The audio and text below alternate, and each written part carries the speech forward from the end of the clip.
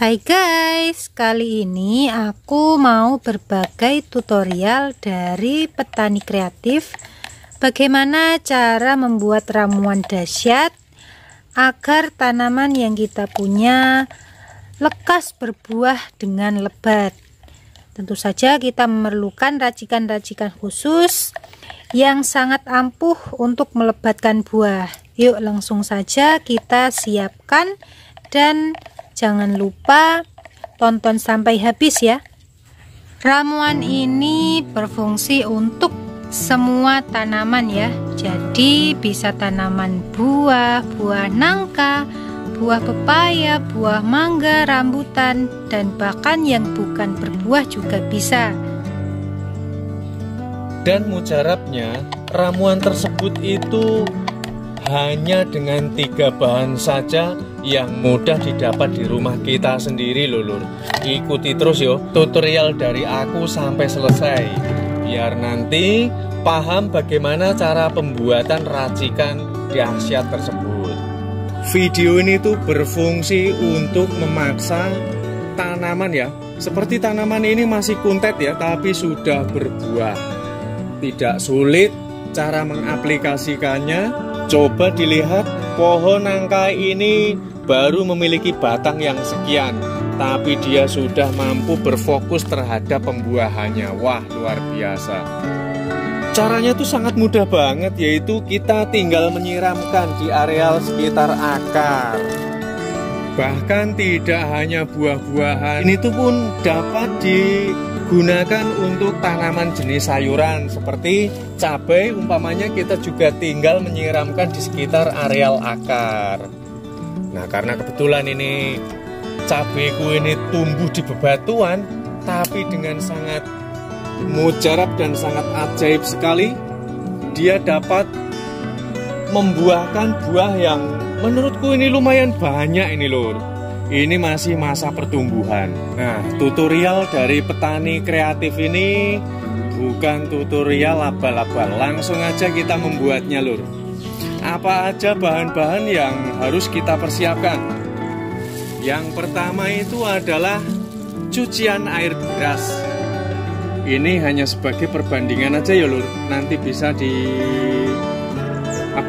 kalikan sendiri atas perbandingannya ini. 1 liter air cucian beras. Kemudian kita menyediakan ini tuh adalah garam kasar. Kalau nggak ada garam kasar, sobat dapat juga menggunakan garam yang halus. Dan terus kemudian ini adalah micin.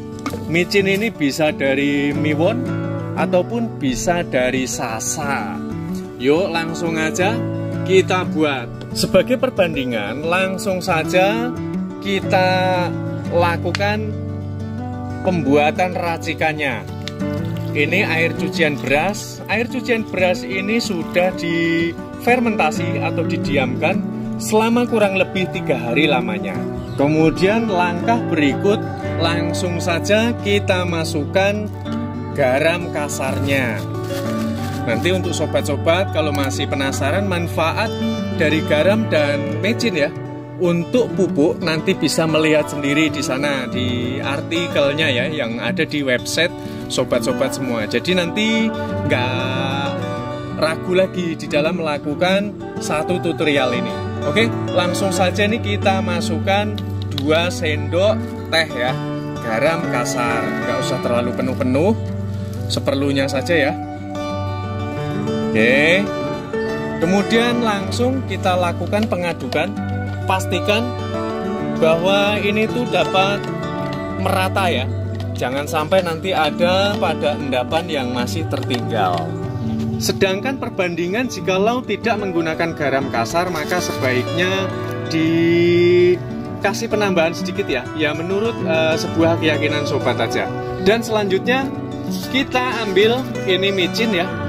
Micin ini kita buka, dan supaya juga nanti tidak ragu manfaat dari micin, kandungannya itu mengandung apa, kenapa harus dipergunakan untuk pupuk, nanti sobat dapat melihat sendiri artikelnya juga di website yang ada di HP sobat semua. Jika di tutorial petani kreatif menggunakan 1 sendok ya, 1 sendok. Saya karena 1 sendok, beliau sendoknya itu menggunakan sendok makan. Nah, tuh aku tanganku sambil megang HP jadi agak sulit lur. Oke, kita ambil. Mecinnya itu aku pergunakan 2 sendok. Karena sendoknya ini sendok teh ya. Oke, seperti ini kita masukkan. Dan lalu kita aduk kembali.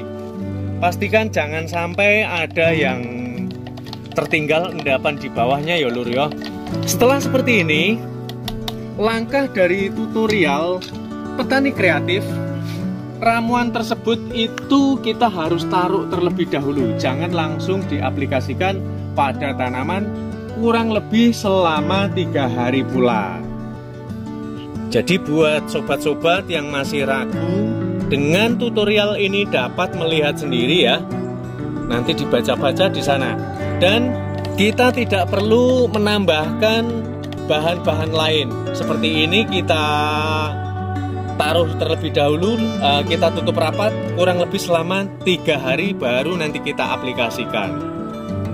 Setelah 3 hari lalu kita pergunakan ya di sekitar areal akar. Nah, sebetulnya kita nggak harus tuang seperti ini ya.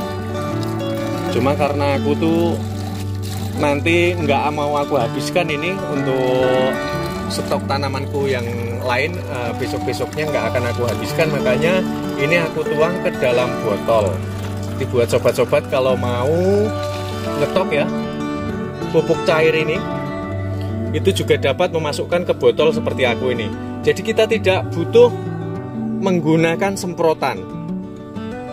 Nah, karena lagi-lagi aku itu yang aku punya itu adalah buah nangka, maka ini aku siramkan buah nangka. Dan ini adalah tutorial dari petani kreatif supaya memaksa seluruh tanaman ini berguna untuk seluruh tanaman berbuah ya, mau dari sayur maupun dari buah-buahan seperti ini, agar cepat untuk berbuah. Selain dari itu, hebatnya, mujarabnya ramuan tersebut itu dapat juga kita aplikasikan ke cangkokan yang kita cangkok agar dia lebih cepat untuk melakukan proses pertumbuhan akarnya. Jadi kita, karena ini air cucian beras itu jumlahnya sangat terbatas, jadi kita harus hati-hati jangan sampai banyak yang terbuang ya. Nah, bahkan ini aku mencangkok itu dalam satu pohon ini ada 2 bagian. Ini adalah pohon asam ya. Bebas ini mau cangkokan apapun. Jenis umbi-umbian kita juga dapat menyiramkannya di sekitar areal akar. Ini adalah tanaman kunyit. Kita dapat saksikan ya. Ini kunyit. Nah, ini selain dari kunyit juga dapat menyiramkannya di tanaman umbi yang lain seperti ada apa itu lengkoas, seperti ada jahe dan kemudian ada kencur ya. Bahkan ini tuh dapat berfungsi juga untuk tanaman-tanaman hias maupun tanaman obat yang lain ya. Pokoknya ini tuh berguna bagi seluruh tanaman. Nah, ini aku sisakan sedikit karena ini besok aku punya cangkokan kan di luar ini tadi, yang harus aku siram pakai ramuan ini biar cepat tumbuh akar. Oke, matur nuwun dulur. Semoga tutorial dari petani kreatif ini dapat bermanfaat untuk dulur-dulur semua yang ada di sana. Karena ini hanya merupakan sebuah tutorial semata ya dari petani kreatif. Jikalau mungkin sobat-sobat tidak setuju dengan hal ini, mungkin penasaran, dapat melihat di website di website sobat semua yang ada di Android ya.